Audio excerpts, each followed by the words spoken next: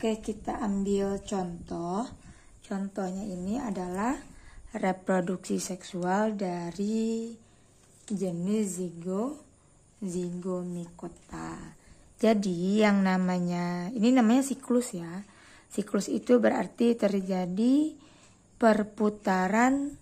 Kita bisa ngambil tahapnya dari mana aja, yang penting nggak kebalik urutan perkembangannya gitu. Nggak mungkin dong dewasa dulu baru muda, berarti kan harus muda dulu baru masuk ke tahapan dewasa. Ini juga sama gitu. Kita ngambilnya terserah. Di sini kita akan coba ambil dari si miselium. Ingat ya, miselium adalah gabungan dari beberapa hifa, sehingga nanti membentuk jalinan yang panjang, benang-benang yang sangat panjang dan saling terjalin. Di sini ada hifa yang namanya hifa plus dan juga ada yang namanya hifa min gitu. Jadi dia yang akan bakal jadi cikal bakal ke arah jantan ataupun berat ke arah betina. Di sini tahapan pertama terjadi pertumbuhan dari miselium positif dan negatif, membentuk alat kelamin. Alat kelaminnya karena ini merupakan makhluk hidup yang sederhana, jadi alat kelaminnya itu berupa gametangia. Itu kapan terbentuk di sini? Sudah mulai ada tonjolan dari yang hifa plus sama yang hifa min. Dan yang titik-titik ini apa? Titik-titik ini adalah inti. Ingat ya, suatu makhluk hidup itu memiliki inti sel. Jadi yang titik-titik ini adalah inti selnya.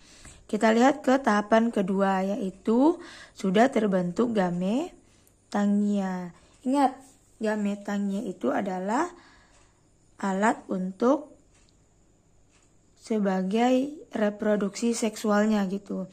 Jadi terjadi tahapan yang kedua yaitu plasmogami. Nih, tahapan yang kedua yaitu plasmogami. Plasmogami ini ngapain? Plasmogami merupakan tahapan peleburan cairan sitoplasma yang ada di dalam si miselium atau hifa ini. Ini kan walaupun di sini ada inti, sebenarnya di sini ada cairan. Masing-masing makhluk hidup ini ada cairan. Nah, cairannya ini nanti bertemu di sini. Jadi gametangianya menyatu di tahapan plasmogami sehingga terjadi penyatuan cairan sitoplasma. Ketika cairannya bersatu, otomatis inti selnya juga bersatu. Namanya apa? Namanya zigosporangium muda. Di sini intinya masih 2 ya. Oke, lanjut ke tahapan yang ketiga, yaitu terjadi kariogami. Kariogami itu apa? Proses peleburan inti sel. Ingat, tadi sini kan inti selnya ada 2 nih. Ada 2 jenis ya maksudnya. Inti selnya yang awalnya 2 jenis ini, ketika masuk ke tahapan kariogami akan dilebur menjadi 1. Dilebur itu artinya disatukan gitu. Jadi yang awalnya 2 menjadi 1 begini. Jadi ini kita anggap gambaran menjadi 1. Berada di tahapan kariogami. Tidak terlihat lagi inti sel hifa positif ataupun inti sel hifa negatif.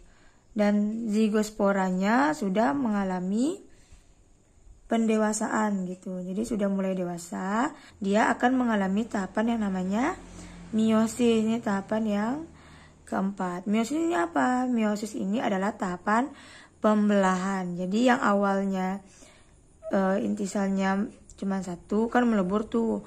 Di meiosis ini dia akan mengalami pembelahan menjadi 4. Sehingga setelah dia mengalami meiosis, dia akan mulai membentuk suatu tangkai panjang. Tangkai panjang namanya sporangiofor. Sporangiofor gitu kan. Nanti dari sporangiofor ini akan membentuk sebuah kotak spora. Ingat namanya apa? Sporangium. Di sporangium inilah nanti dibentuk yang namanya spora. Setelah sporanya di sini masak, maka sporangiumnya nanti pecah. Ketika dia pecah, dia akan keluar. Ketika keluar, dia akan hidup di tempat yang lembab. Dia akan membentuk miselium baru. Masuklah lagi ke tahapan, balik lagi ke tahapan pertama, yaitu pembentukan atau pertumbuhan dari miselium. Jadi, oh ya, di sini lupa ya. Di sini yang penyebaran nomor 5. Jadi sporanya nanti tumbuh di tempat yang lembab itu melalui penyebaran ya, berkecambah jadi miselium. Jadi inilah secara sederhana bagaimana reproduksi jamur dari zygomicota. Perlu kamu ketahui bentuk jamur zygomicota itu adalah jamur mikroskopis, berarti jamur yang tidak bisa kita lihat langsung dengan mata. Jadi kita akan melihatnya dengan bantuan alat bantu. Ini biasanya dengan mikroskop gitu. Oke. Sampai sekian. Terima kasih.